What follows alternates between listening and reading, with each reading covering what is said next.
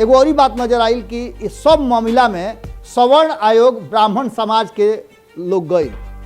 नतीजा का भइल तो मालूम भइल कि 8 साल से ब्राह्मण आयोग के केहू अध्यक्ष नहीं के, सवर्ण आयोग के केहू अध्यक्ष नहीं के, लिया भी है। और नीतीश कुमार जी कहते रहे कि भाई हो हम कूल एकदम टाइट कर दिले बानी। और उन्हें तेजस्वी यादव जब से कहले है A to Z, तब से खेल और गड़बड़ाई। ये बात पता रहे वो आदमी के जे ई रणनीति के अपनावल और जीतन राम मांझी से ब्राह्मण के गरीबावल। वो आदमी के बात पता रहे कि गाड़ी देला से का हुई, भाजपा के जमीन खसक जाई। पारिवारिक पार्टी कह के जहां एक तरफ राष्ट्रीय जनता दल के ओड़े गगरिन पानी गिरावे खातिर या बेइज्जत करे खातिर जहां भारतीय जनता पार्टी और नीतीश कुमार तैयार बड़े, ओजे जीतन राम मांझी के पारिवारिक पार्टी और पारिवारिक लोग के रहे खातिर रखे खातिर तैयार बड़े। लालू प्रसाद पर बात के आरोप तो जरूर लागल बा और कहल जा रहा बा कि चिराग पासवान के ऑफर देला के बाद चिराग पासवान एने ना आ करके नरेंद्र मोदी के फिर जय जयकार करे लगले।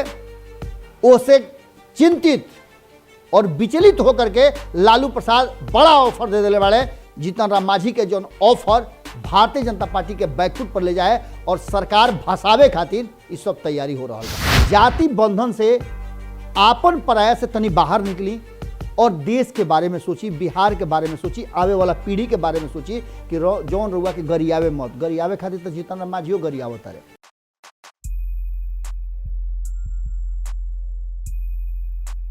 स्वार्थ में जे अनहराई उ गच्चा खा जाई, स्वार्थ में जे अनहराई उ गच्चा खा जाई। सांच के सोझा आवते झूठ भारा जाई, सांच के सोझा आवते झूठ भारा जाई। जड़ से फेड़ रुख काटे वाला बिला जाई, जड़ से फेड़ रुख काटे वाला बिला जाई।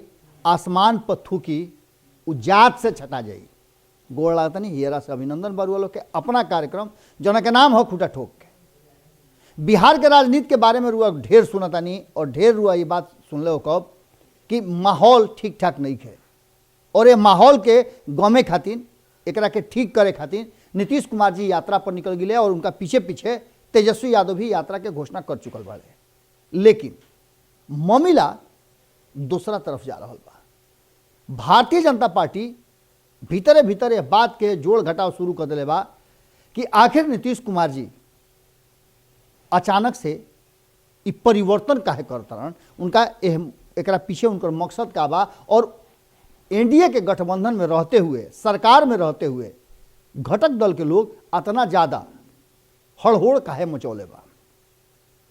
इस सब बात के लेकर के रुआ लोग के लगातार देख लो कब कि पूरा बिहार के राजनीति से जुड़ल एक एक शब्द, एक एक बात रुआ लोग के सामने रखल जा रहा बा। लेकिन ओकरा अलावे बहुत कुछ ऐसा बा जना के लेकर के अभी भी पर्दादारी बा और पर्दादारी में कहीं ना कहीं एक बात तो पक्का नजर आवता कि भारतीय जनता पार्टी अकेले हो गई बा और पूरा के पूरा प्लान नीतीश कुमार जी और विपक्ष के सबसे बड़ा जो दल बड़े राष्ट्रीय जनता दल वो बना रहल बड़े और एक में कहल जा रहा बा कि जौन एक्ट हो रहा बा, जौन एक्शन हो रहा बा, वो एक्शन के सूत्रधार केहू औरी बा।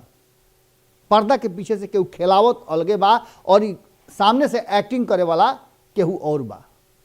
ये पूरा बात के लेकर के साफ तरीका लाग रहा बा कि ना चली भाजपा के संगे, ना चली भाजपा के संगे अब गठजोड़ नीतीश, मांझी और मुकेश सहनी हो गई एक और। अभी कैसे सारा मामला बन रहा बा और एक पीछे के रणनीति का बा तेकरा के रुआ बारीकी से समझे के पड़ी, गहराई से रुआ थोड़ा देर खातिर हमरा साथे रहे के पड़ी। बहुत जल्दी रुआ लोग के सारा मामला बुझ जौन बा ओकरा के फरियावे के कोशिश हम करता नहीं और रुआ लोग से एज ए पंच हम चाहब कि रुआ लोग अपन विचार जरूर दी। कारण कि देखी कहीं ना कहीं रुआ लोग जौन सेतिया में देवे वाला चीज बा ओकरा पर छापा डल ले बानी। एगो वोट रुआ लगे बा जौन 5 साल के बाद आवेला और ओकरो के देवे में रुआ लोग जाति, गोतिया, पटीदार, वर्ण सब देख करके अल्लाह तनी छापे, वो छापला के रुआ फायदा का मिलता।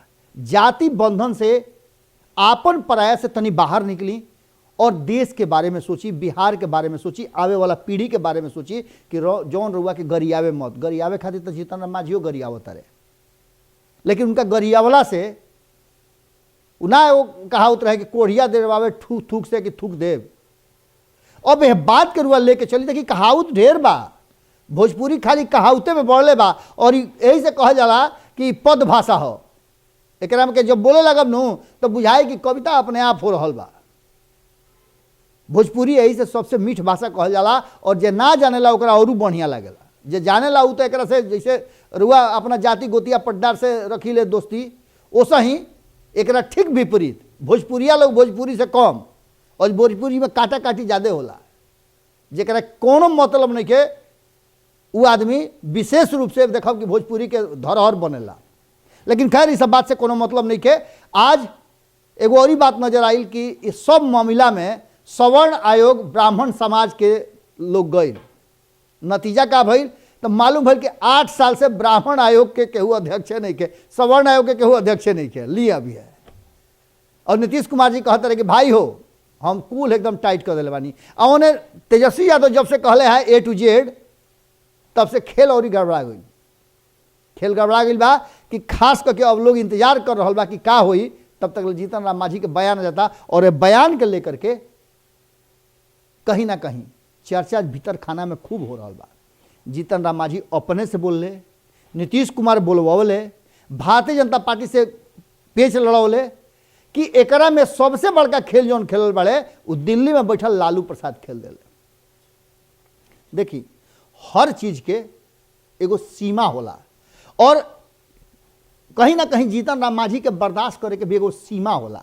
जीतन राम मांझी एकरा पहले रुआ याद होई कि जब MLC के मनोनयन होत रहे तौना घर जीतन राम मांझी छान पघा तुरौले रहन कि हमरा के एगो सीट दे दिया, लेकिन मिलल ना भेटल उनका। भाजपा आ नीतीश कुमार मिल के अपना बांट लिहल लोग।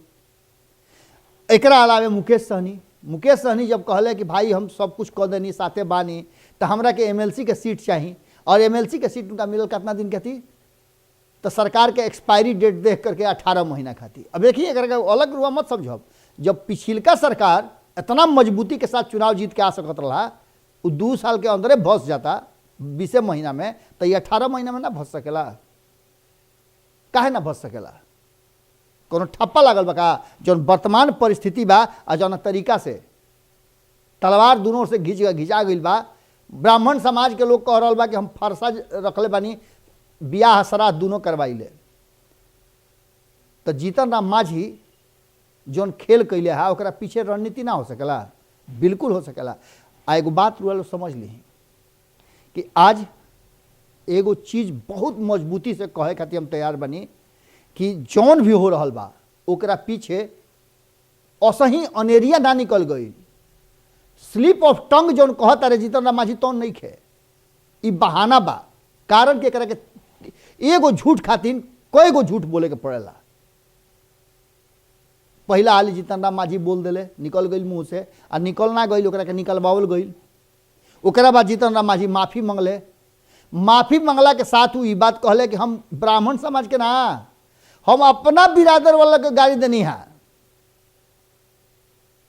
अभी रुआ समझ ली कि अपना बिरादरी वाला गाड़ी दिले है तो अपनो बिरादरी वाला के गाड़ी दे वाला के होता रहे, के उनका के अधिकार दी हल। वो संवैधानिक पद पर रह करके अगर ई काम कोनो सवर्ण कैले रहते और जीतन राम मांझी गरियौले रहते तो आज जेल में रहते कि ना रहते। ये बात के लेकर के पूरी तरह से जौन समाज बा वो अब जीतन राम मांझी से इस्तीफा मांगे खातिर पूरा हड़होड़ मचौले बा। कहीं धरना प्रदर्शन होता, कहीं आग जलावल जाता, कहीं पुतला दहन होता, कहीं सवर्ण आयोग के दरवाजा पर जाकर के धरना प्रदर्शन होता। तो खोजाता कि भाई सवर्ण आयोग के अध्यक्ष कहाँ गईले। एकरा में बहुत लोग शामिल बा और नाम जेकर भी ले ली रुआ। लेकिन ये बात पता रहे वो आदमी के जे ई रणनीति के अपनावल और जीतन राम मांझी से ब्राह्मण के गरीबावल। वो आदमी के बात पता रहे कि गाड़ी देला से का हुई, भाजपा के जमीन खसक जाई और जमीन जब खसक जाई तो वो बुझे तनी कि भाजपा चुप बैठी ना, खोजे लगी कि के कैल और करे वाला कहीं ना कहीं अलगे बैठल बा। और ओकरा ये बात के पता रहा। कारण कि रुआ देख ली, एक तरफ जहाँ नीतीश कुमार टारगेट में बाड़न, उनका पर टारगेट कल जाता कि जीतन राम मांझी से नीतीश कुमार बोलवले है। कारण कि नीतीश कुमार के पार्टी के तरफ से ही बयान आ गई बा कि वो ब्राह्मणवाद के कट्टर विरोधी हवे। लेकिन ये बात जरूर कहले है कि ब्राह्मण के हम विरोधी ना है। अच्छा, ब्राह्मण के विरोधी ना हवे, सवर्ण के विरोधी ना हवे, तो 8 साल से सवर्ण आयोग के अध्यक्ष काहे ना केहू बा, सरकार के कर बा। इहो एगो बहुत महत्वपूर्ण बात बा। एकरा साथे साथे एगो और बात समझ ली, लालू प्रसाद पर भी आरोप लाग रहा बा कि कहीं ऐसा तो ना कि बड़ा ऑफर मिल गई जीतन राम मांझी के। अब एक साथे साथे तेजस्वी यादव से बात कर ले है मुकेश सहनी, घंटन बात भइल बा। अब यह बात के लेकर के भी भीतरे भीतर चर्चा शुरू हो गई बा कि कहीं ना कहीं एक पीछे खेल जबरदस्त हो रहा बा और नीतीश कुमार एक सब सूत्रधार बाड़न।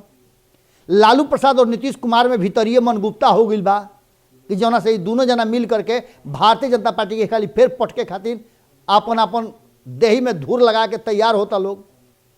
और वैसा स्थिति में जीतन राम मांझी के अगर भूमिका के दोनों जना मिल करके कह देश और जीतन राम मांझी के ढेर दिन हो गई कुछ भेटैला, तो जीतन राम मांझी के कुछ विशेष भेटा जाओ। कारण कि देखते बानी उनकर पतो बड़ा तेजी से राजनीति में प्रवेश करता रही और एकदम धकाधक अपन ट्विटर पर एक्टिव बाड़ी, लगातार उनकर राजनीतिक प्रवेश हो रहा बा।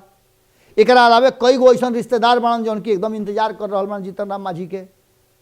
और पारिवारिक पार्टी कह के जहां एक तरफ राष्ट्रीय जनता दल के ओढ़ गगरिन पानी गिरावे खातिर या बेइज्जत करे खातिर जहां भारतीय जनता पार्टी और नीतीश कुमार तैयार बड़े, ओजे जीतन राम मांझी के पारिवारिक पार्टी और पारिवारिक लोग के रहे खातिर रखे खातिर तैयार बड़े। इस सब कुछ बा एक पीछे आम जनता यानी रउआ हम बुर्बक बनावल जाता नहीं है राजनीतिक लोग से। ये लोग बुझता कि ये लोग से ज़्यादा बुद्धिमान के हुआ नहीं है, वो करके बुद्धिमान बनावे के रउआ अधिकार के दिहल तो रउआ देनी वोट दे के एक खाली जिता देनी, ओकरा बाद रोज जिताओ तानी काहे भाई, तो भाई हमारा जाति के हवे। और रउआ द्वार पर माटी कोड़ के रख दिले, आवे जाए के रास्ता राउर बंद हो गई, जातीय विद्वेष फैले लागल और एकर कोनो मतलब होके ऐसा कुछ नहीं के। जीतन राम मांझी अपन अथी हलफनामा दे करके नाम कहना बदल दिले है, अपना नाम से राम कहना हटवा दिले है। हटवा दीते तो कहल जाए कि हाँ भाई एगो बड़ा कट्टर आदमी बाड़न, इनका राम से कोनो मतलब नहीं है, इनका ब्राह्मण से कोनो मतलब नहीं है, इनका ये सब चीज़ से कोनो मतलब है। वोट चाहिए तो ब्राह्मण के भी चाहिए इनका। और उनका इर्द गिर्द चारों ओर देखा कि परिक्रमा कर बड़का टीक वाला आदमी नजर आता रहे, बड़का टीका करके उनका पीछे दुआ देख लो कि अमरेंद्र त्रिपाठी घुमाता रहे। यानी सांकेतिक रूप से कुछ और बात बा और कहत कुछ और बड़े, अमरेंद्र त्रिपाठी के आगे कर देता रहे। और दूसरा तरफ भारतीय जनता पार्टी कोनो ऐसा नेता काहे ना मंगल पांडे बाहर रहता नहीं आवत, अश्विनी चौबे काहे नहीं बाहर आवत, खूब का तो ब्राह्मण के बड़का नेता हवे काहे ना बाहर अले है, आके उनका बोलल चाहत ला जीतन राम मांझी के। समकक्ष के लोग बढ़लो बा तनिए मनी उम्र के 19-20 होई, यह मुद्दा पर ना बोले के चाहिए उनका, लेकिन चुप्पी साध ले बाड़े। अब ये सब बात के लेकर के जे भी लोग बा ओकरा के सीधे तौर पर वह समझ ली कि कहीं ना कहीं सांकेतिक रूप से चल रहा बा और भारतीय जनता पार्टी अब अपन प्रतिष्ठा बचावे में लागल बा कि कसहूँ ओकर बिहार में सरकार तब तक ले बाचल रहो जब तक ले उत्तर प्रदेश के चुनाव नहीं के हो जात। लेकिन ये लोग तब तैयारी कर ले बा कि उत्तर प्रदेश चुनाव से पहले, जैसे बिहार चुनाव से पहले नीतीश कुमार भारतीय जनता पार्टी से हरदी गुर्दी बोले रहन, वैसा ही वो फेरा में बाड़े कि उत्तर प्रदेश चुनाव से पहले हरदी गुर्दी बोलवाइए ली तो मानव। अब नीतीश कुमार के मान तनी कि एनडीए में उत्तर प्रदेश में रखे के तैयार बा भारतीय जनता पार्टी, ऑफर भी दे दिले रहा, लेकिन नीतीश कुमार के दे दी तो ये लोग के संगत छूट जाई और ये लोग चुपचाप रही। लोग मुकेश सहनी के चाहिए, जीतन राम मांझी के चाहिए। मुकेश सहनी तो अपना दमे पर लड़े के 150 से ऊपर सीट तैयार बाड़े और ओकर खेल जो चल रहा बा तो पते बा कि उनको के कहल जा रहा बा कि भाई हो तारा झंडा लेके चले के पड़ी योगी के। इस सब बात लेकर के कहीं ना कहीं मामला अजुरात नजर आता। दोसर का तरफ एगो सबसे बड़ बात बा और ये भूमिका में जो जीतन राम मांझी कैले है, ये भूमिका में कहीं ना कहीं लालू प्रसाद के एंगल अगर देखल जाओ तो लालू प्रसाद के कहल जा रहा बा कि पूरे मामला में जीतन राम मांझी के उसकावे में लालू प्रसाद के बड़ा हाथ बा। कारण कि लालू प्रसाद पर भी बहुत पहले से यह बात के आरोप लाग रहा बा कि लालू प्रसाद भूरा बाल साफ करे वाला बात बड़ी मजबूती के साथ कहले रहन। हालांकि ओकर प्रमाण हमरा लगे कोनो नहीं कि हम कहे लेकर पूछ चुकल बानी कि जे सुनले बा जरा लगे प्रमाण बा देव, लेकिन लालू प्रसाद पर बात के आरोप तो जरूर लागल बा। और कहल जा रहा बा कि चिराग पासवान के ऑफर दिला के बाद चिराग पासवान एने ना आ करके नरेंद्र मोदी के फिर जय जयकार करे लगले, ओसे चिंतित और विचलित होकर के लालू प्रसाद बड़ा ऑफर दे दिले वाले जीतन राम मांझी के जो ऑफर भारतीय जनता पार्टी के बैकफुट पर ले जाए और सरकार भसावे खातिर इस सब तैयारी हो रहा बा। ये सारा बात में एगो बात रुआ से कह के रहीमन के बड़ा बढ़िया बढ़िया भोजपुरी में दोहा बड़ुए, अगर समय पर ओकरा के कहल जाओ तो बड़ा रुआ सोचे खातिर मजबूर हो जाए। और रुआ सोचते बानी, रुआ तो रोज सुतता नहीं, रोज रात के सुतत हो, भोरे भोरे उठत हो, तो पहले भारत लाइव खोल के देखत हो रातों रात कि ये भाई कहीं सरकार भसल तो ना नू। रुआ ये बात के भरोसा कल ही कि जौन सरकार रुआ चुनले बानी 2015 में चुनले रही, रुआ भोरे उठनी तो का भई भारत लाइव पर रुआ देखने कि नीतीश कुमार जा रहा बड़े राज्यपाल के लगे इस्तीफा देवे खातिर, महागठबंधन के सरकार भसल। और सही रुआ बहुत जल्दी सुने के मिली, जब भोरे भोरे भारत लाइव पर रातों रात देखत रहब तो रुआ सुने के मिली कि फिर नीतीश कुमार चल दिले राज्यपाल भिरी, सरकार भसी। यही सब बात के लेकर के जीतन राम मांझी के उस्कावल, मुकेश सहनी के व्यवहार और नीतीश कुमार के लगातार जनता के बीच में जाकर के इस दरियाफ्त करना कि जनता के मिजाज का बा, का नीतीश कुमार के स्थिति पहले से बेहतर भइल बा 2020 से। यही खातिर रहीमन बाबा कहले बनी कि रहीमन जिहवा बाबरी, रहीमन जिहवा बाबरी कही गई सरग पताल, रहीमन जिहवा बाबरी कही गई सरग पताल, आप तो कहीं भीतर गए, आप तो कहीं भीतर रही जूती खात कपाल। यानी कि रुआ जानते मानी कि जीभ के काम हो कि फक से कुछ बोल दिलस, अब बोल के भीतर ही ढुक गई। अब सजा केकरा मिलला तह कपार के। स्थिति बड़ा नाजुक बा और बिहार में राजनीतिक उथल पुथल के बीच में कहीं ना कहीं एक बात तो बुझा रहा बा पक्का कि नीतीश कुमार और लालू प्रसाद अब वहीं भी राजनीतिक रूप से पूरा सक्रिय बढ़े और बे इनका पता ही ना हिली, रुआ जड़ खोदत रही ना, तनिको जड़ धैले रही नू तो पता ही हरियर रही। और यह काम लालू प्रसाद और नीतीश कुमार कर रहा बड़े। कहीं ना कहीं ये खाली फिर भारतीय जनता पार्टी के सोचे वाला समय आ गई बा और नीतीश मांझी और मुकेश सहनी एक और हो गई बड़े। यह बात के तरफ इशारा कर रहा बा कि कहीं ना कहीं बिहार में राजनीतिक अस्थिरता उथल पुथल के संकेत पूरा मजबूती से मिल रहा बा। रुआ लोग के विचार के कमेंट के इंतजार रही। काल फिर भेंट हुई यही ठेहा पर जना के नाम हो खूटा ठोक के। तब तक रुआ लोग से निहोरा बा, एक खाली फिर निहोरा करते हैं, रोज तो करबे करी ले, आज फिर कोनो नया बात थोड़े बात निहोरा करत रहब, हम चिचियात रहब रुआ लोग के सुने के बाना। अरे हित नाता गोतिया पटीदार संगी सलेहर जे भी बा उनका से रुआ कहीं कि खूंटा ठोक के सब्सक्राइब कर ली। अगर वहाँ लगे कुछ कहे लायक बात बा जना से समाज बदली, देश बदली, राज्य बदली, परिवर्तन होई तो आके ठेहा पर बोली सब है। लजैला से काम ना चली, कितना दिन लजा के रखब, बोले के तो पड़ी। कारण कि रउओ अधिकार में और रउओ लगे पूरा पूरा मादा होके के चाहिए आपन बात रखे खातिर, तभी बदलाव हुई। गोड़ लागत।